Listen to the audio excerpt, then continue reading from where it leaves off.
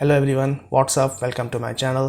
तो आज मैं स्टार्ट करता हूँ अपना पहला टॉपिक नेटवर्क फंडामेंटल से, जिसमें लैंड इंफ्रास्ट्रक्चर है और वो आपको बहुत हेल्पफुल रहेगा आपके लिए किसी भी कैंपस लैंड को बिल्ड करने में। So let's get started with our presentation slides.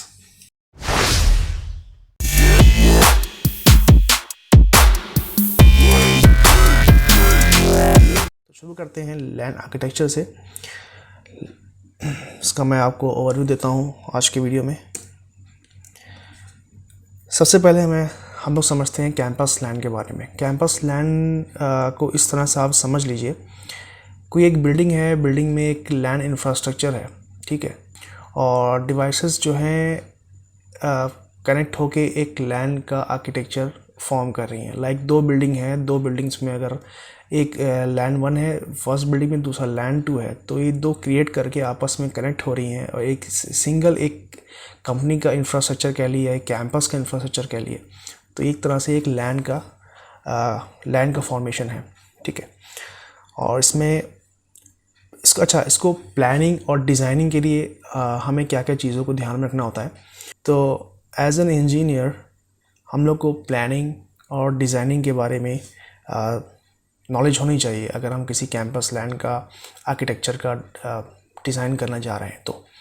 तो सबसे पहले तो हम लोग इसमें देखेंगे कैंपस लैंड को डिज़ाइन करने के लिए हम लोग को क्या क्या चीज़ों की ज़रूरत होती है, क्या क्या चीज़ों को प्लान करना है और डिज़ाइन करना है। सबसे पहले तो इथरनेट टाइप्स अवेलेबल है कि नहीं है, ये हम चेक करेंगे, टाइप ऑफ इथरनेट केबल्स। और उसके बाद केबल की जो लेंथ है, कितनी केबल की लेंथ होनी चाहिए।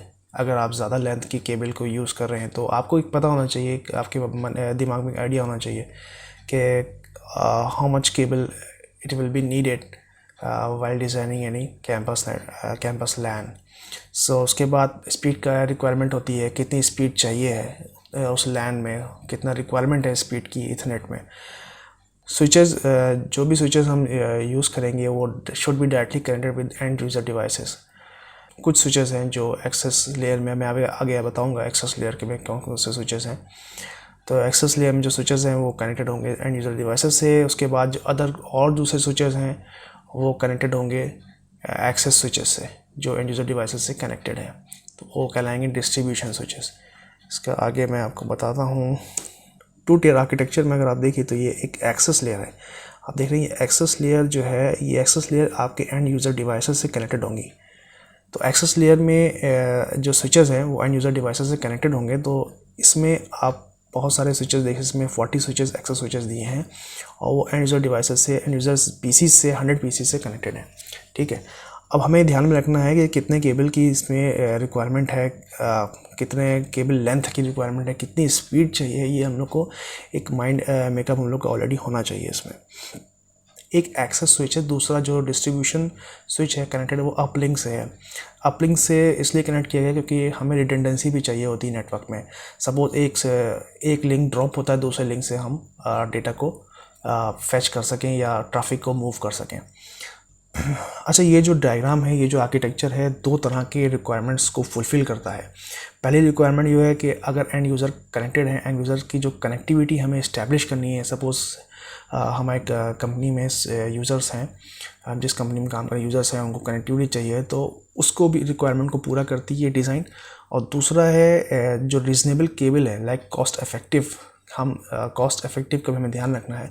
Cost effective in the sense आपके जो डिवाइसेस कनेक्टेड हैं हायर कॉस्ट को ऊपर ना जाए। मान लीजिए आप कॉस्ट लगाते जा रहे हैं लेकिन आपकी परफॉर्मेंस नेटवर्क में नहीं मिल रही, ऑप्टिमाइजेशन नहीं हो रहा है, तो उस लिहाज से हम रीज़नेबल केबल जो है वो कनेक्ट करेंगे स्विचेस से, ताकि हमारे कॉस्ट भी बच सके और हमें परफॉर्मेंस भी अच्छी मिले। टियर 2 में टोपोलॉजीज़ जो यूज़ होती हैं वो 4 तरह की हैं। स्टार है, फुल मैश है, पार्शियल मैश है, हाइब्रिड है। अच्छा, स्टार, आप अगर इसमें देखिए, स्टार एक्सेस लेयर में जो है वो है स्टार टोपोलॉजी। स्टार टोपोलॉजी इसलिए है क्योंकि एक्सेस जो स्विचेस हैं वो कनेक्टेड हैं, क्योंकि जो एक्सेस स्विचेस हैं वो कनेक्ट कर रहे हैं एंड यूज़र डिवाइसेस को। और एक्सेस स्विच जो है वो एक सेंट्रलाइज्ड डिवाइस है उन 1000 पीसीज के लिए। तो ये एक स्टार टोपोलॉजी है। और सपोज़ एक एक्सेस स्विच अगर डाउन होता है तो आप तो जो पीसी की कनेक्टिविटी है वो भी ड्रॉप हो जाएगी। और दूसरा जो फुल मैश है, फुल मैश इस डिज़ाइन में फुल मैश का यूज़ नहीं हो रहा है, ये पार्शियल मैश है।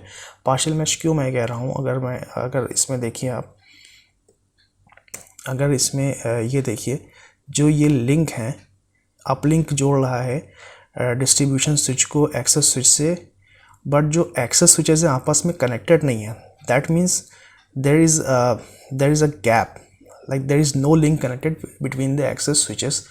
So here it is a form of partial mesh. There is not a full mesh connectivity here.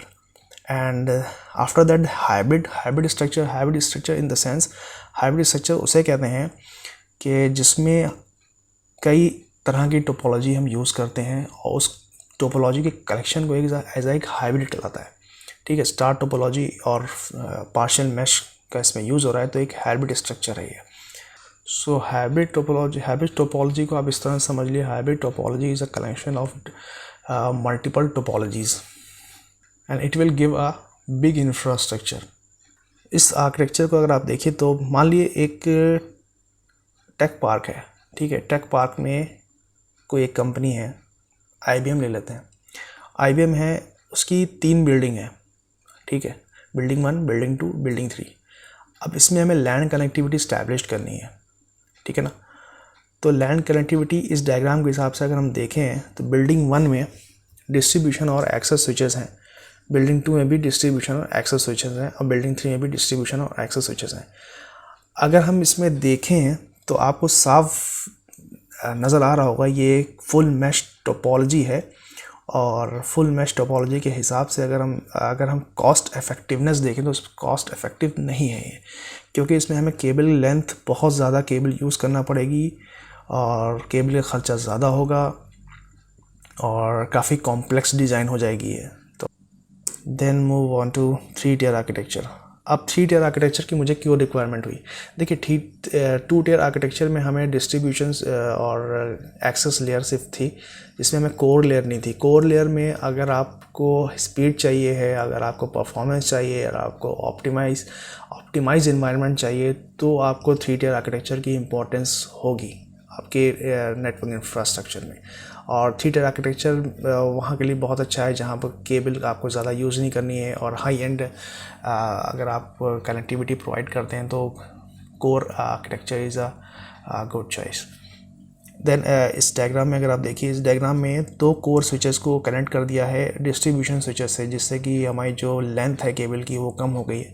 और ये कोर स्विचेस अगर हम फिज़िकल एनवायरनमेंट के हिसाब से बात करें, कोर स्विचेस किसी एक बिल्डिंग में रख दिए जाएंगे।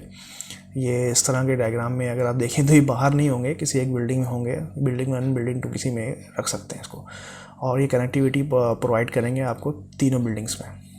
और नेटवर्क इंफ्रास्ट्रक्चर जब हम लोग डिज़ाइन करते हैं तो हम लोग इस सब चीज़ों को ध्यान में रखते हैं,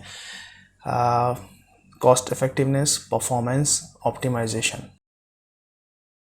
तो ये था मेरा आज का टॉपिक। मैंने आपको as a fundamental land infrastructure के बारे में थोड़ा ओवरव्यू दे दिया है। नेक्स्ट टॉपिक मेरा थोड़ा और इससे डीप में होगा। आई होप आपको इस वीडियो में थोड़ा बहुत सीखने को ज़रूर मिला होगा। सो मिलते हैं अपने नेक्स्ट सेशन में, नेक्स्ट वीडियो में, और नेक्स्ट टॉपिक के साथ, फंडामेंटल्स के नेक्स्ट टॉपिक के साथ। तो बने रहिए मेरे चैनल के साथ, देखते रहिए बीइंग प्रोएक्टिव।